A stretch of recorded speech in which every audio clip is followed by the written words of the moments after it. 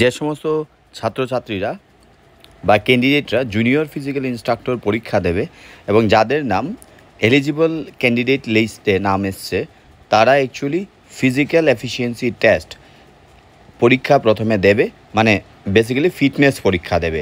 এটা রিটেন না, এটা মাঠে হবে। যেমন শাটল রান আছে, স্ট্যান্ডিং বোর্ড জাম্প আছে, তারপর হলো ব্যান্ড নি সিট আপ আছে।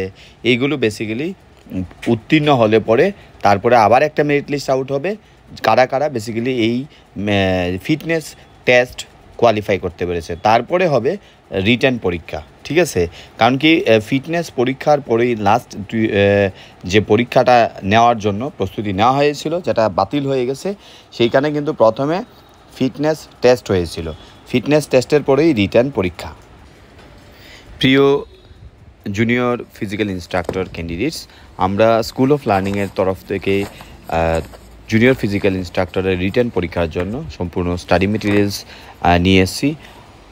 আমরা অলরেডি স্টুডেন্টদেরকে ফিজিক্যাল ট্রেনিং শুরু করে দিয়েছি। শুধুমাত্র আগরতলা শহরেই ত্রিপুরা রাজ্যের মধ্যে আমরা শুরু করেছি। তো যারা ফিজিক্যাল টেস্টে দুর্বল, শাটল রান, ব্যান্ড নি, সিট আপ বা বোর্ড জাম্প স্পেশালি যারা অভ্যস্ত নয়, তারা আমাদের এখানে যোগাযোগ করতে পারে।